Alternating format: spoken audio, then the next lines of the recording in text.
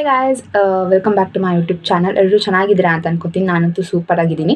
So ಇವತ್ತು Sunday ಆಗಿರೋದ್ರಿಂದ ಎಲ್ಲರ ಮನೆಯಲ್ಲೂ ಯೂಶಲಿ ನಾನ್ ವೆಜ್ ಇರುತ್ತೆ. ಸೊ ನಮ್ಮ ಮನೆಯಲ್ಲೂ ನಾನ್ ವೆಜ್ಜೇ. ಪ್ರತಿ ಸಂಡೇನೂ ನಮ್ಮ ಮನೇಲಿ ನಾನ್ ವೆಜ್ ಇರಲೇಬೇಕು, ಇಲ್ಲ ಅಂತಂದರೆ ನಮ್ಮ ಕೈಲಿ ಇರೋಕ್ಕಾಗಲ್ಲ ನಾನ್ ವೆಜ್ ತಿಂದಿರಾ. ಸೊ ಅಕಸ್ಮಾತ್ ಸಂಡೇ ಮಿಸ್ ಆಗೋಯ್ತು ಯಾವುದೋ ಒಂದು ಕಾರಣದಿಂದ ಅಂತಂದರೆ ಟ್ಯೂಸ್ಡೇ ತರಿಸ್ಬಿಡ್ತೀವಿ. ನಾವು ಯಾವಾಗಲೂ ಸಂಡೇನೇ ತರೋದು ನಾವು. ಸೊ ಹಾಗಾಗಿ ಇವತ್ತು ಸಂಡೇ ಎಲ್ಲರ ಮನೇಲಿ ಚಿಕನ್ ಮಾಡ್ತಾರೆ. ನೀನು ದೊಡ್ಡದಾಗಿ ಹೇಳ್ತಾ ಇದೆಯಾ ಅಂತೆಲ್ಲ ಅನ್ಕೋಬಿಡಿ. ಸೊ ಏನು ಸ್ಪೆಷಲ್ ಇವತ್ತು ಅಂತಂದರೆ ದಿ ವೆರಿ ಫೇಮಸ್ ಬೆಳ್ಳುಳ್ಳಿ ಕಬಾಬ್ನ ಟ್ರೈ ಮಾಡ್ತಾ ಇದ್ದೀನಿ ನಾನು. ತುಂಬ ದಿನದಿಂದ ಅನ್ಕೊತಾ ಇದ್ದೆ ನಾನು ಬೆಳ್ಳುಳ್ಳಿ ಕಬಾಬ್ ಮಾಡಬೇಕು ಅಂತ, ಬಟ್ ಮಾಡಿರಲಿಲ್ಲ. ಸೊ ಹಾಗಾಗಿ ನಾನು ಒಂದು ವ್ಲಾಗ್ ಕೂಡ ತುಂಬ ದಿನ ಆಗಿತ್ತಲ್ವ ಹಾಗಾಗಿ ಇದನ್ನು ಒಂದು ವಿಡಿಯೋ ಆಗುತ್ತೆ, ವ್ಲಾಗ್ ಆಗುತ್ತೆ. ಕುಕ್ಕಿಂಗ್ ವ್ಲಾಗ್ ಯಾವತ್ತೂ ನಾನು ಮಾಡಿಲ್ಲಲ್ಲ. ಕುಕ್ಕಿಂಗ್ ವ್ಲಾಗು ಬರೀ ಫ್ರೆಂಡ್ಸ್ ಜೊತೆ ಅವ್ರ ಜೊತೆ ಎಲ್ಲ ಮಾಡಿದ್ದೀನಿ. ಕುಕ್ಕಿಂಗ್ ವ್ಲಾಗ್ ಅಂತ ಪರ್ಟಿಕ್ಯುಲರಾಗಿ ಕುಕ್ಕಿಂಗ್ ವ್ಲಾಗ್ ಅಂತಲೇ ನಾನು ಮಾಡಿಲ್ಲ. ಸೊ ಹಾಗಾಗಿ ನನ್ನ ಫ್ರೆಂಡ್ಸ್ ಎಲ್ಲ ಹೇಳ್ತಾ ಇದ್ರು, ಕುಕ್ಕಿಂಗ್ ವ್ಲಾಗ್ ಮಾಡು, ಮನೇಲೇ ಇರ್ತೀಯ ತಾನೆ. ಇವಾಗ ನಮಗೆ ರಜಾ ಇದೆ, ಎಕ್ಸಾಮ್ಸ್ ನಡೀತಾ ಇರೋದ್ರಿಂದ ಮಧ್ಯ ರಜಾ ಸಿಗುತ್ತೆ. ಸೊ ಅವಾಗ ಫ್ರೀ ಇರ್ತೀಯಲ್ವಾ, ಕುಕ್ಕಿಂಗ್ ವ್ಲಾಗ್ ಮಾಡು ಅಂತ ಹೇಳ್ತಾಯಿದ್ರು. ಬಟ್ ಮಾಡಿರಲಿಲ್ಲ, ನಾನು ಅಷ್ಟು ಸೋಂಬೇರಿ ಇದ್ದೀನಿ ನಾನು. ಸೊ ಹಾಗಾಗಿ ಮಾಡಿರಲಿಲ್ಲ ನಾನು. ಇವತ್ತು ಸಂಡೇ ಆಗಿರೋದ್ರಿಂದ ಓಕೆ ಮಾಡೋಣ, ಹೆಂಗೂ ಸ್ಪೆಷಲ್ ಡಿಶ್ ಅಲ್ವಾ. ಎಲ್ರಿಗೂ ಎಷ್ಟು ಇವಾಗ ರೀಲ್ಸಲ್ಲಿ ಎಷ್ಟು ಟ್ರೆಂಡ್ ಇದೆ ಅದೆಲ್ಲ ಇನ್ಸ್ಟಾಗ್ರಾಮಲ್ಲಿ. ಸೊ ಹಾಗಾಗಿ ನಮ್ಮದು ಒಂದಿರಲಿ ಅಂತ ಅಂದ್ಬಿಟ್ಟು ನಾನು ಇವತ್ತು ಅದನ್ನು ಮಾಡ್ತಾಯಿದ್ದೀನಿ. ಸೊ ನಿಮ್ಮೆಲ್ರಿಗೂ ಇಷ್ಟ ಆಗುತ್ತೆ ಅಂತ ಅನ್ಕೊತೀನಿ. ಹೇಗೆ ಮಾಡೋದು ಅಂತ ನಾನು ನನ್ನ ಓನ್ ರೆಸಿಪಿ ಅಲ್ಲ, ಅದು ಬೇರೆಯವ್ರ ರೆಸಿಪಿನೇ.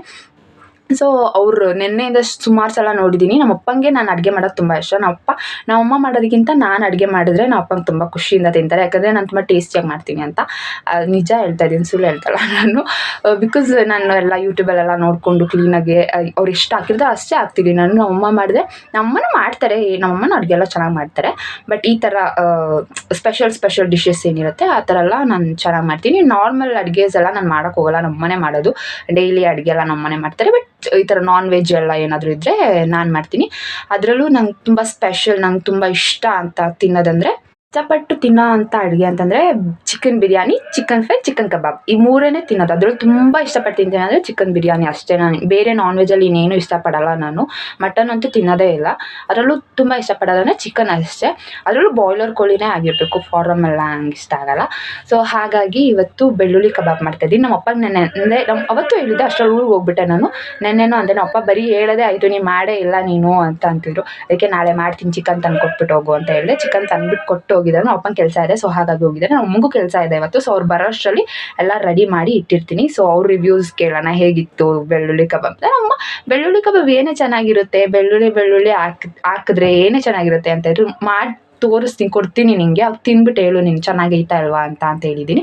ಸೊ ಚೆನ್ನಾಗಿ ಬರುತ್ತೆ ಅಂತ ಅಂದ್ಕೊಂಡಿದ್ದೀನಿ. ನಾನು ಯಾವುದೇ ಅಡುಗೆ ಮಾಡಿದ್ರೂ ನನ್ಗೆ ಹೆಂಗೆ ಅಂತಂದರೆ, ಫಸ್ಟ್ ಟೈಮ್ ಅಡುಗೆ ಮಾಡ್ತೀನಲ್ವ ನಾನು. ಅಂದರೆ ಎಲ್ರಿಗೂ ಹೇಗಿರುತ್ತೆ, ಫಸ್ಟ್ ಟೈಮ್ ಅಡುಗೆ ಮಾಡಿದಾಗ ಏನಾದರೂ ಒಂದು ಹೆಚ್ಚು ಕಡಿಮೆ ಆಗುತ್ತೆ, ಚೆನ್ನಾಗಿರಲ್ಲ, ಏನೋ ಒಂದು ಕೆಟ್ಟೋಗ್ಬಿಡಿರುತ್ತೆ ಅಲ್ವಾ ಅಡುಗೆ. ಆದರೆ ನಾನು ಫಸ್ಟ್ ಟೈಮ್ ಅಡುಗೆ ಮಾಡಿದ್ರೆ ತುಂಬಾ ಚೆನ್ನಾಗಿ ಬಂದಿರುತ್ತೆ. ನಾನು ಎಕ್ಸ್ಪೆಕ್ಟ್ ಮಾಡೋದಕ್ಕಿಂತ ಚೆನ್ನಾಗೇ ಬಂದಿರುತ್ತೆ. ಬಟ್ ಸೆಕೆಂಡ್ ಟೈಮ್ ಅದೇ ಅಡುಗೆ ಅದೇ ರೆಸಿಪಿ ಹಾಕಿ ಮಾಡಿರ್ತೀನಿ, ಬಟ್ ಚೆನ್ನಾಗೇ ಇರಲ್ಲ, ನಿಜವಾಗ್ಲೂ ಚೆನ್ನಾಗಿರಲ್ಲ. ಬಟ್ ನಾನು ನಮ್ಮ ಅಪ್ಪ ಒಂದೇ ಥರ, ಬಟ್ ಟೇಸ್ಟಲ್ಲಿ ನಮ್ಮ ಅಪ್ಪ ಪರ್ಫೆಕ್ಟ್ ಆಗಿರಬೇಕು. ನನಗೂ ಅಷ್ಟೇ ಟೇಸ್ಟಲ್ಲಿ ತುಂಬ ಚೆನ್ನಾಗಿರಬೇಕು.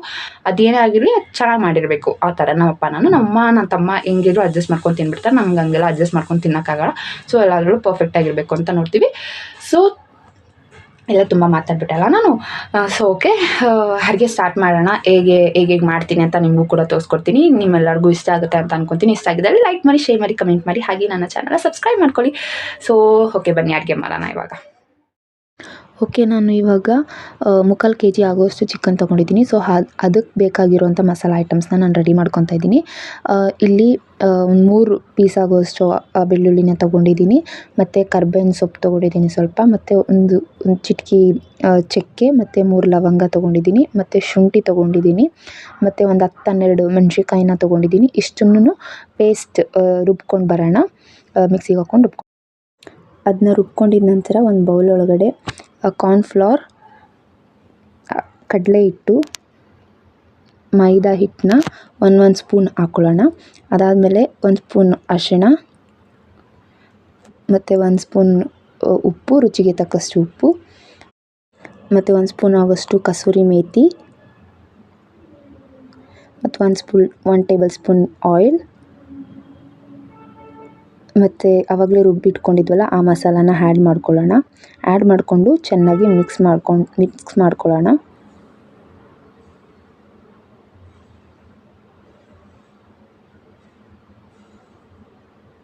ಮಿಕ್ಸ್ ಮಾಡಿಕೊಂಡು ಒಂದು ಮೊಟ್ಟೆನ ಮೊಟ್ಟೆ ಹಾಕ್ಲೂಬೋದು ಹಾಕ್ದೇನೂ ಇರ್ಬೋದು. ಅದಾದಮೇಲೆ ಚಿಕನ್ ಹಾಕ್ಕೊಂಡಿದ್ದೀನಿ. ಚಿಕನ್ ಹಾಕ್ಕೊಂಡಾದ್ಮೇಲೆ ಚೆನ್ನಾಗಿ ಮಿಕ್ಸ್ ಮಾಡಿ ಸ್ವಲ್ಪ ಹೊತ್ತು ಹಂಗೆ ಅದನ್ನ ನೆನೆಯೋಕೆ ಬಿಡೋಣ.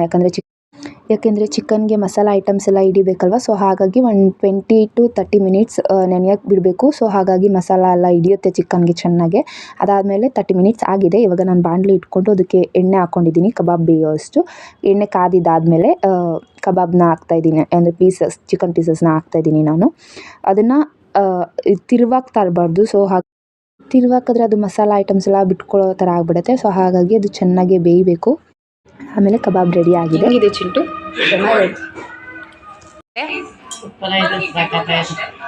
ಮುಂಚೆ ಮಾಡ್ತಾ ಇದ್ನಲ್ಲ ಆ ಕಬಾಬ್ ಚೆನ್ನಾಗೈತಾ ಈ ಕಬಾಬ್ ಚೆನ್ನಾಗೈತಾ? ನೀವು ಮಾಡಿರೋಕ್ಕಿಂತ ಚೆನ್ನಾಗೈತಾ?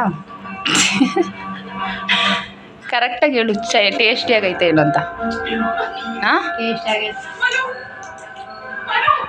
ನಾನು ಅಂದ್ಕೊಂಡೆ ಚೆನ್ನಾಗಿ ಬರಲ್ಲ ಅಂತ, ಬಟ್ ತುಂಬ ಚೆನ್ನಾಗಿ ಬಂದಿತ್ತು. ನಮ್ಮ ಮನೆಯಲ್ಲೂ ತುಂಬ ಇಷ್ಟಪಟ್ಟು ತಿಂದರು. ಮುಂಚೆ ಮಾಡೋದಕ್ಕಿಂತ ಇದೇ ಚೆನ್ನಾಗಿದೆ ಅಂತ ಹೇಳಿದ್ರು. ಸೊ ಈ ವ್ಲಾಗ್ನ ನಾನು ಇಲ್ಲಿಗೆ ಎಂಡ್ ಮಾಡ್ತಾಯಿದ್ದೀನಿ. ಫಸ್ಟ್ ಟೈಮ್ ಕುಕಿಂಗ್ ವ್ಲಾಗ್ನ ಮಾಡಿರೋದು. ಸೊ ಏನಾದರೂ ಮಿಸ್ಟೇಕ್ ಇದ್ದರೆ ದಯವಿಟ್ಟು I am really sorry. So ನನಗೆ ಆಗೋಷ್ಟು, ನನಗೆ ಗೊತ್ತಿರೋಷ್ಟು ನಾನು ಮಾಡಿದ್ದೀನಿ. ಇದೇನು ನನ್ನ ಓನ್ ರೆಸಿಪಿ ಅಲ್ಲ, ಬೇರೆಯವ್ರ ರೆಸಿಪಿನೇ ನೋಡ್ಕೊಂಡು ಮಾಡಿರೋದು. ಸೊ ಕುಕಿಂಗ್ ವ್ಲಾಗ್ ನನ್ನ ಚಾನಲಲ್ಲಿ ಇಲ್ಲ ಅಂತ ಅಂದ್ಬಿಟ್ಟು ನಾನು ಟ್ರೈ ಮಾಡ್ತಾಯಿದ್ದೀನಿ. ಸೊ ಕೀಪ್ ಸಪೋರ್ಟಿಂಗ್ ಅಂತ ಕೇಳ್ತೀನಿ. ಈ ವ್ಲಾಗ್ ನಿಮಗೂ ಕೂಡ ಇಷ್ಟ ಆಗಿದೆ ಅಂತ ಅಂದ್ಕೊಳ್ತೀನಿ. ಇಷ್ಟ ಆಗಿದ್ದಲ್ಲಿ ಲೈಕ್ ಮಾಡಿ, ಶೇರ್ ಮಾಡಿ, ಹಾಗೆ ನನ್ನ ಚಾನಲ್ನ ಸಬ್ಸ್ಕ್ರೈಬ್ ಮಾಡ್ಕೊಳ್ಳೋದನ್ನ ಮರಿಬೇಡಿ ಅಂತ ಹೇಳ್ತಾ ಈ ವ್ಲಾಗ್ನ ಇಲ್ಲಿಗೆ ಏನು ಮಾಡ್ತಾಯಿದ್ದೀನಿ. ನೆಕ್ಸ್ಟ್ ವ್ಲಾಗಲ್ಲಿ ಸಿಗ್ತೀನಿ. ಟೇಕ್ ಕೇರ್, ಬಾಯ್.